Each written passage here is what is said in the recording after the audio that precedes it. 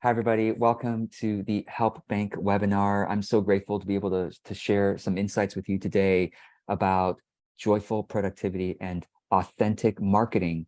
And so first of all, as a way of introducing myself, I have been a small business owner since 2009. Um, maybe longer than some of you have been alive. No, I don't know. I've had a lot of experiences since then.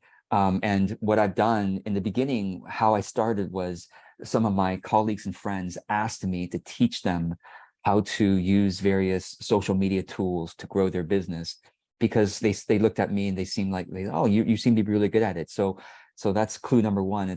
Notice what your friends are asking for your support with. So I started helping my friends with it. And then someone said, well, why don't you start charging for this? I'm like, really? People in charge for this stuff? Back in 2009, that's 2008. That's what I said. In 2009, I officially started my business. I started charging to help people with their social media marketing and their online growth. And so ever since then, I've been teaching a lot of online courses about this stuff, working mostly with solopreneurs, freelancers, people who have like a one-person business or a small team, but small businesses. And I have learned, I have seen so many ups and downs in my industry and in various industries since then. So I have lots of insights I can share with you. But today, I thought that I would share with you the core of what I've learned in these years since 2009. I started back then with some peers of mine in my industry and just in related industries. And I've seen that many of my peers are no longer running their small business. A lot of people kind of went out of business in that time, and I'm still here all these years later and thriving more than ever before. My business has never been better, and I have never been more calmly, joyfully focused in my work every day. So the longevity is one of the secrets to business, that you do not look at this as I'm going to give this a 1-year try or 6-month try and see what happens. No. You say, I'm going to be in this for as long as I possibly can, knowing that the longer I can, in other words, it's so funny, like one of the dumbest secrets to success is to outlast everybody else. And that's exactly what I've done. As my peers have come and gone, I've continued to build my audience and to grow my offers and to learn from my mistakes and to learn from my successes as well. And the two most important lessons I'm going to teach you today in this webinar, my two secrets to longevity and longevity of success is joyful productivity and authentic marketing. So I'm going to outline these two concepts, and I hope by the time this webinar ends, you will be equipped with this philosophy to be able to go forward and to be able to outlast everybody else in your industry as well. Okay, so so these are two concepts that I started talking about years ago because I saw myself practicing them and I continued developing them. And so let me first talk about joyful productivity, and then I'll talk about authentic marketing. These are ways to grow your business in a much more sustainable, long-term way that allows us to really experience success more and more easily over time. So what is joyful productivity? It's a suite of skills that you develop which allow you to work calmly, joyfully every day, which if you can figure out a way to work calmly and joyfully, you will be able to outlast everybody. Because what's everyone else doing? Everyone else is #hustle and grind. What does that mean? I mean, what does hustle and grind mean? That doesn't sound very sustainable to me. Does it sound sustainable to you? Are you supposed to be able to like achieve great success, hustling and grinding for 1 year and then relax for the rest of your life? Have you seen that work for anybody? No. I mean, you'll hear occasional overnight success stories, but you have no idea how long they've worked and how much they work behind the scenes. And usually people may have overnight success and they crash and you don't hear from them for a long time. Whereas me and people have been following me for years and finally decide to buy something, or they find me 1 week and they buy something the next week. But that's the sort of like, if you can keep going without hustle and grinding, that's how you can really keep going. If you keep going, then you have more and more customers, potential customers that keep building up over time. So Joyful productivity, let me now explain to you several concepts within this, and you can use these as you go forward. By the way, please comment below. I love those. Some of you are joining me live, and I love live comments and chats. And those of you who are watching that, most of you are watching this later, so I also would love to see your comments and your questions below. Okay, so joyful productivity. Here, let me go into the concepts. Number one, work itself is a platform for your personal growth. This is so important and so key. This is what kept me going for so long. If you see work, like the things you do in your work, whether you're doing some marketing work, whether you're doing some bookkeeping, whether you're talking to customers, whether you're doing some technology or figuring out a tech issue, or you're doing strategy, or you're doing administrative emails, all of that is work. And do you see work as just getting stuff done, done, right? Oh, I just got to get over this thing, got to finish this thing so I can move on to the next task. What's happening right there is that you are not appreciating the opportunity in the moment of how it's growing you. And so this is a really important reframe that I hope you will move forward today to say, no, what I'm doing right now, I'm sending this email, I'm solving this tech challenge, I'm doing this bookkeeping, I'm doing this marketing activity. It's not just to get stuff done and get more customers and make more money. The work itself somehow has an underlying layer to it that has to do with my personal growth. Whether it's, oh, this is me practicing courage, or this is me practicing showing up with more joy. A typical boring task doesn't have to be boring. No task ever has to be boring or frustrating or, whatever negative emotion you attach to any task. Doesn't have to be that way. A boring task, let's say the most boring, what's the most boring thing you do in your work? I don't know. I'm going to pick bookkeeping. Some of you enjoy bookkeeping, but some of us don't. And so if bookkeeping is boring for you, or solving a tech challenge is frustrating for you, I want you today going forward to say, how can I play with this bookkeeping? How can this bookkeeping, what's a reframe? Give me a reframe for something that you find boring or frustrating. How can this bookkeeping be training my mind to concentrate more on numbers? And by training my mind, it's good for my brain, number one. But number two, the numbers tell a story about where my energy is going. Literally, that's what money is, right? Money is energy and attention going to different businesses and different services and products. And money coming in is also energy from other individuals and other organizations or whatnot. Your income comes from the spending of other people. Okay, so that's concept number one, joyful productivity. Work itself is always a practice of personal growth, and if you can bring that meaning in, you will have a much more fulfilling day than, oh, I just got a lot of stuff done today. No, then what is you're born, you get stuff done, and you die. Or are you waiting for the weekend and you're waiting for vacations to have meaning and joy? You're wasting your life. Waiting for retirement? What is this? No, it's like most of our waking life is spent at work for most of us. Even after you retire, you're going to be bored sipping Mai Tais on the beach. You can only do that for so long until you're like, I got to do something else with my life. So you're going to go back to work. And are you going to just work? No, you work as a platform for your personal growth. Every single moment is a possibility. Okay. Number two concept, working lightly. Working lightly. Everything I put out there, I don't say, oh, this better be right. This better be perfect. I think of it as flying a paper airplane. You ever build a paper airplane? I don't even know if you kids do it anymore these days, but in my days, before there was the internet, we would play stuff, paper airplane, we toss it. And then when you toss a paper airplane, right? If usually it goes something like this, it crashes pretty quickly. And you're like, oh, all right, you pick it back up, you fix the nose, you tilt the wings more in this direction or something, and then you toss it again. And this time it's like, it flies a little bit longer before it crashes again. You pick it back up, you fix this wing, you fix the back, you fix the nose, and you toss it again. This time it's flying more steadily, and you're like, oh, now I'm better understanding how I can fix this paper airplane to fly in the same way. So look at your tasks and everything you put out there as flying a paper airplane. I call it working lightly. Any piece of content I put out there, I'm looking at as an experiment. Oh, I'm just going to put this piece of content out there. And also my products and services, every offer I make, I look at it as a light and humble offer, light and humble offering. Hey, dear audience. Hey, dear market. Is this interesting for you? Not interesting? No worries. I'm going to come back next week with a different framing of my offer. Could be the same product, could be the same service. I'm just going to market it or frame it in a different way, working lightly. And so therefore, my shoulders are down. My neck is loose.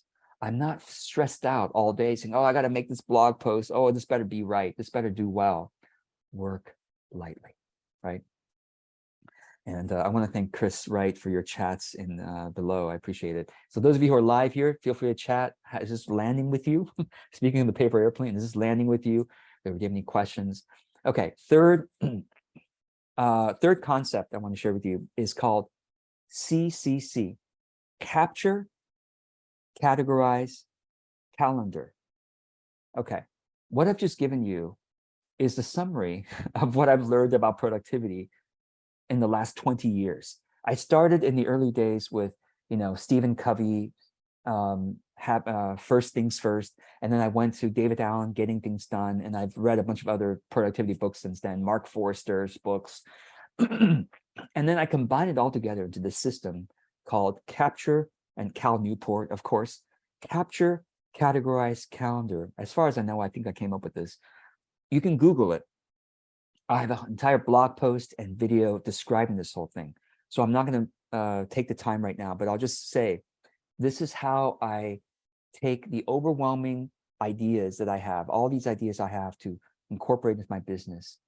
How do I capture it? Where do I put it? What app do I use to put it? And then how do I categorize the ideas so that it's not this overwhelming pile? And then here's the key. I calendar the categories.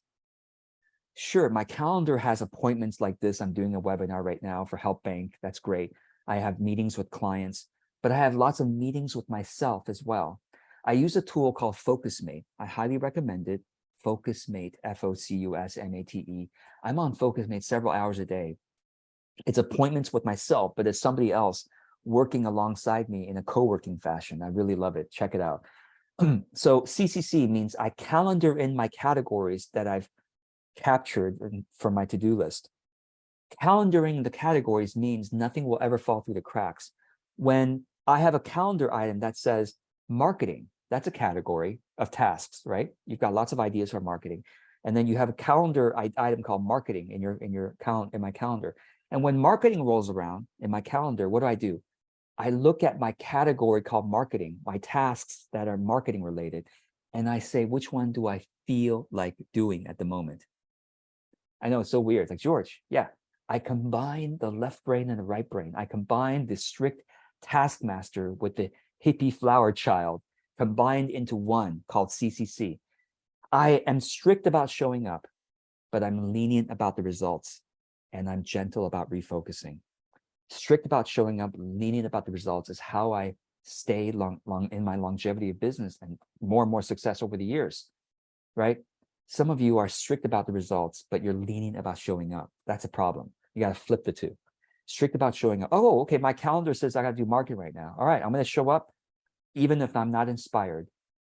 I'm willing, even if I'm not inspired. I'm willing to give it a try. I have my list of tasks in marketing, and I just look down the list until I find one like, oh, that inspires me. I'm going to go ahead and give that a try, working lightly. So therefore, this is a combination between strict about, okay, I'm making sure I'm working on my marketing. I'm making sure I'm working on my bookkeeping. I'm making sure I'm working on my, client follow-up or whatever. These are all categories in my calendar. And when it shows up, I look at my list of tasks. I go down the list until I want to do something. So that's sort of the secret between strict and lenient and structured and freedom, right? This is a combination. All right. Yeah, and thank you, Chris, again for your chats. Next concept, hat manuals. This is also a big one. And I have a YouTube video about hat manuals as well. Hat manuals, what does that mean? You, as a small business owner, have multiple roles in your business. You wear multiple hats. Okay, right now I am a marketer hat. Okay, right now I am a client services hat. Okay, right now I am a tech problem solver hat. You wear multiple hats in your business. Right now, I'm a webinar teacher hat. Okay. Do you have a manual for each hat that you wear? When I say manual, I don't literally mean you have a 1,000-page book. I just mean a checklist. A checklist. There's a book called the Checklist Manifesto. You can get a summary of it through ChatGPT, I'm sure. So, but the idea is to have a checklist or a simple written document for each role that you play in your business, because otherwise, every time you show up for this thing, you're gonna be like, how do I do that again? You have to reinvent the wheel or have this kind of muddled confusion for everything you do. But instead, every time I show up for a task that I do regularly, I update my hat manual. I look at this, oh, this is how I launch a product. Got it. My product launch playbook, right? Okay, you look at the hat manual, you go, okay, follow these steps. Oh, there's another step I want to add in here. I have an idea. Okay, I'm adding that in. Hat manuals. Give it a try. It'll change your life.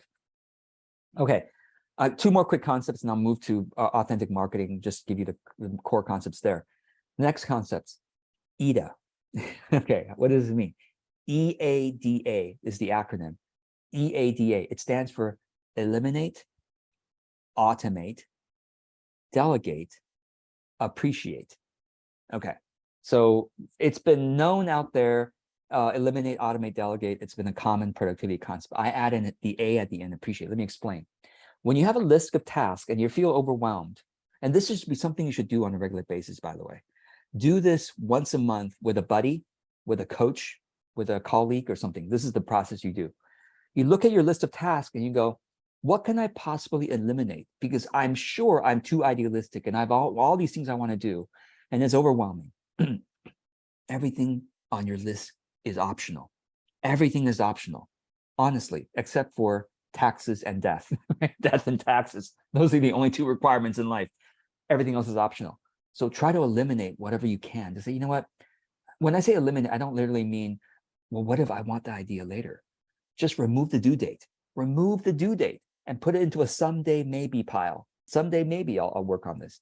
So eliminate, or at least remove the due date. Eliminate the due date. Number two, if you cannot eliminate something, then you ask the question, can I automate it? These days with AI, you can automate so many things. ChatGPT, and soon it'll be more friendly to use Auto GPT to be able to automate a bunch more stuff. Right now it's really buggy and kind of slow still, but it's coming within a year or two, right? So whatever you cannot eliminate, you automate. Whatever you cannot automate, you try to delegate. Really, is it really, do you really need to do it? Or can you have either a robot or a human being that you can pay a reasonable rate to do it? Delegate. And then if you cannot eliminate something, automate something or delegate something, because only you can add the most value to a task, such as working with a client or speaking or writing some part of your website that needs to be in your voice, right? Then you appreciate. Now we're back to joyful productivity, right? To say, oh, everything I do, every moment of every day is not just getting stuff done. No, it's a spiritual practice. That's really how I see every moment of every day. Writing this email is a spiritual practice. A practice of what? Of connection, of love for the other person, of curiosity, of play with words. Everything is a spiritual practice. Solving this tech challenge, how could that be a spiritual practice? Oh, it's practicing my concentration, which is, it's good for the brain, it's good for the spirit to practice focus and concentration. And it's also to practice persistence. That's a spiritual concept too, right? Perseverance, all these things, right? Grace, lightness, lightheartedness, not letting myself get emotionally attached to it. So this is joyful productivity. I have I have my best articles about joyful productivity that I will put below the video, or HelpBnk team will put below this video, and I put in for the lows on the live chat. Okay, let's go to authentic marketing in the short time we have left.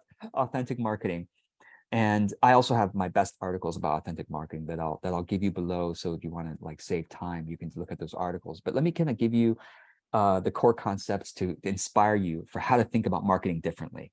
How have I been able to not only stay in business, but grow my business steadily over the years compared to, let me explain.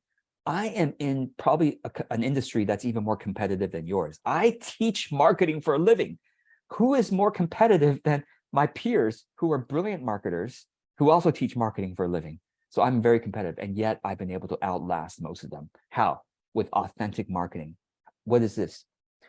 Most of the time, when you learn marketing, you are learning it as a means to an end. What do I mean by that? What's marketing for? Marketing is to make me more money. It's to get me more clients. It's to fill my sales funnel. It's to fill my pipeline. It's to grow my audience. Do you hear what you're saying there? You're saying marketing is so that later I will have some other benefit. We're back to joyful productivity. You're not seeing marketing itself as a practice that's worthwhile. George, what do you mean marketing as a practice? What do you mean? Marketing is just to make more money later. No, no, no, no, no, no, no, no, no. Marketing itself can be meaningful for you, the one doing the marketing. And so let me explain how. I see marketing, I see authentic marketing particularly as this Venn diagram. And so imagine two circles. I'm drawing a circle over here and drawing a second circle here. So what are the two circles? On the one hand, authentic marketing is exploration of your talents, of your peak experiences, and of your values. Okay? Authentic marketing is expression or an exploration of your talents, your peak experiences, and your values on the one hand. It's inner exploration on the one hand. And on the other hand, authentic marketing is also sensing the public's wants and serving them regardless. So outer service. Inner exploration, outer service. Now I feel like Daniel-san. And then together, in the Venn diagram in the middle is authentic marketing. It's authentic on the one hand because I'm exploring myself, and on the other hand, I'm serving the world, regardless of whether they buy. This is the kicker. This is where so many of us get discouraged in marketing. Oh, I put this thing out there, nobody bought, therefore it's a failure, and therefore I'm discouraged. And you're doing marketing wrong. Well, you could say technically you're doing marketing wrong because nobody bought. No, no, no. You're doing marketing without respect for the fact that marketing, first of all, is a long-term thing. It's a long-term game. But secondly, marketing is the process of your business finding its calling. Here's what I mean. As you keep exploring your inner states and your passions, your talents, your experiences, your values, you just keep exploring that publicly. Yeah, although your inner exploration, but it's public journaling. That's really what authentic marketing is, public journaling of your peak experiences, your values, and your talents on the one hand, in service to the world. No matter if they buy, of course, we're going to try to make better offers. We're going to try to do some copywriting and graphic design. Yes, obviously. But even so, even there, we're playing. Even there, we're playing with our values and our energy and our presence. We're just playing publicly, and we're doing it in service to others, even if they don't buy. By having that detachment, you truly reach a sort of marketing nirvana, a sort of marketing enlightenment. That's what I don't want to claim myself to be enlightened, but I want to say in terms of marketing, I am so much more able to keep it up than most of my peers. Why? Because I see it as a practice that I've just described to you. I serve people in my marketing, whether or not they buy, but because of that detachment, they feel my energy. And then they basically, that's how you develop trust. That's how you develop trust with the audience. A true brand that has true fans that trust you because they feel like you're not just in it for the money. That's how a lot of us do marketing, which is a means to an end. And truly, this is getting philosophical here, but a means to an end is how wrongdoing begins. It's how evil begins, is a means to an end for anything. So marketing itself, watch yourself, right? The last thing I'll say real quick is that I have a concept called alignment, reach, and trust. I have a blog post about this as well. This is how I see the tactical parts of marketing: alignment, reach, and trust. These are three levers that you can keep pushing up. Alignment means you're always doing market research to discover what your audience would love to buy. Okay, what your audience would love to buy what are they buying? Because wherever their money is going, that's your market. Your market is literally the spending of your audience. The money they're spending is your market, and you want to capture some of that market, right? So alignment means, what are you buying? Especially within my field. Well, oh, you're spending money on that? Well, I could create a better version. You're saying to yourself, and you do create a better version that's more aligned to them. That's alignment. Reach means, well, the more people you reach, right? The more people you reach, the easier your marketing is. That's pretty obvious. Social media, ads, joint ventures, SEO, okay. And then trust. With alignment, with reach, but if you have little trust with the audience, it's so hard to sell.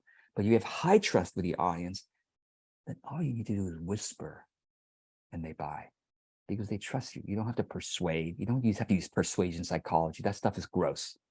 Okay, I know persuasion psychology, but it's gross. This conscious manipulation of other people. You build trust long-term by serving them without attachment. I think that's all the time that I have today. So I hope this was helpful. Please comment below. What's something you're taking away from this that's going to change your productivity or change your marketing? I would love to know. And thank you so much for joining me. And thanks for all of you who are chatting below. Really appreciate it. I would definitely be catching up on the chats. And thank you, Chris, Elaine, Aaron. Yeah. Thank you all. Patricia, Aswath, Alan. I really appreciate it. Giselle, Nishant. Thank you. Thank you. So with that, I think I'm available for questions, but I don't know about the timing of it. Talia, you can come back and tell me whether or not. Yeah, George, thank you so much for your time, and you just brought so much value to our community. Can't thank you enough. If anyone has any questions, please put it in the chat now. Otherwise, is there a way the people listening can contact you? Oh, yeah. I think the best way really is just to check out my best articles about, because I practice what I preach. I have no attachment or even expectation that any of you are going to buy from me or whatever. But I do hope that the articles on my website are actually going to change things for you, to have some shift that's really helpful. So again, you can look below this video for the links to my best articles about authentic marketing and joyful productivity. And as I am looking back, yeah, so I'll speak to something that's been chatted below, and I'll just keep the person private. And so someone wrote that the emails and calling I do can sound a bit robotic, which ironically, robots are sounding more like humans these days, right? It's going to be more and more. I'm trying to sell a concept I really believe in, so I find it hard to keep on track. Well, you know what? I totally resonate with you. Is anyone else trying to sell a concept that they really believe in? And sometimes you talk to people and they just kind of look at you blankly, like they don't get it. Why is that? It's because the concept you've developed is connected to the context of your life. Everything you've lived up to now, all the ups and downs you've had, all the people you've talked to, experiences you've had, books you've read, videos you've watched, all combined into this concept that makes you so alive and so, oh my gosh, that resonates so much with me. And then you talk to somebody about it, and guess what happens? They're like, sorry, I don't have the same context. I haven't lived your life. I haven't heard the things you've heard. I haven't experienced the things you've experienced. That's why I'm not alive about this concept as much as you are. And let me tell you what the solution to that is. Document your journey. You may have heard that this from Gary Vee, right? Gary Vee is the one I got it from. You document your journey. Now you say, George, I wish I documented my journey because right now the concept's already been developed. Well, guess what? You tell the story of how the concept was developed. You give that context of your life to say, this is why this concept is so significant. You talk about the several key experiences, key moments of your life that made this concept so significant. And also the context of the world. Why does it matter for the world right now that this concept is so significant? If you can't document your journey because you've already developed your journey, you're already here, by the way, start documenting the rest of your journey now. By what I mean by documenting is whether you make videos or whether you make social media posts or whether you send an email newsletter or however you put content online, think of the content as a way to publicly journal your experiences as you go, right? Because that's how people start following your journey. That's why they care. They care because they see you growing and they resonate with some part of their own growth. Goes, you know what? Thank you for putting words, or thank you for being willing to say what I'm going through too. So document your journey starting now. So I hope this is helpful. I want to thank those of you who are putting some questions. And thank you, Ivan. You're very, very generous with me there. Talal, thank you. Pracheta, thank you. And okay, question here. Any advice where to start with marketing from someone who has not done social media marketing and in the field of mental health? I'm a clinical psychologist, and one-to-one work with clients is very authentic. How do you translate that into social media? So appreciate your question. I have a lot of therapists and coaches and mentors and healers in my audience, so I know this very well. Okay, so here's what I want you to notice starting today. Do you notice that you say the same thing to multiple clients? Yes, your work is authentic for sure. Obviously, someone presents you with an issue, with a challenge, with a mindset issue, and you talk to that based on the context of their life, obviously. But start to notice the things you're saying, and you'll almost always find that, wait a second, the same advice or the same reframe or the same story I'm telling this client, that could probably work for these two other clients too. And that's called content. You've just noticed, oh, wait a second, if this thing can help this client, this story, this tool, this concept, this reframe, that can help probably 500 other people or 5 million other people. And that's what social media is. It's like some helpful or inspiring thing that's been helpful for somebody. Obviously, you don't name your clients, of course, but it's probably going to help lots of people like them. So I hope this is helpful as a start to this. Okay, so another question: how do you be authentic and non-transactional when you're in a market where the winners are the fastest and most transactional? Is it a matter of building trust over time and the brand over time? Really, really good question. I appreciate you asking this, because you know what? That's like my market too. I am in a field where you're going to see Facebook ads that say, buy my pro, come to this webinar and you'll make 6 figures guaranteed in the next 2 minutes. There are ads like that. Oh, how to easily create online courses with AI that are high quality. I'm like, I know that's ridiculous, because I know how to create online courses that are high quality, and I use AI as well. But I'm like, they're making huge hyped up promises, and they're probably gonna get the sale, because a lot of people, guess what? A lot of people have to spend, they have to pay expensive lessons. A lot of people, I myself have done so, maybe you have as well. We have to pay expensive lessons buying into products and services that are hyped up, that sound really good. That sounds so good. Well, too good to be. Well, might as well give it a try. There's a guarantee, right? And sometimes we forget to activate the guarantee and time. So we pay the price, and then we get burned, and we go, can't trust that again. And essentially, to be honest, that's where a lot of my clients have come from. They've already tried so much other things and finally come to authentic marketing. George, you were right all along. I'm sorry I didn't believe you in the beginning, but now I'm ready to believe you. And I think that's true for many, many industries.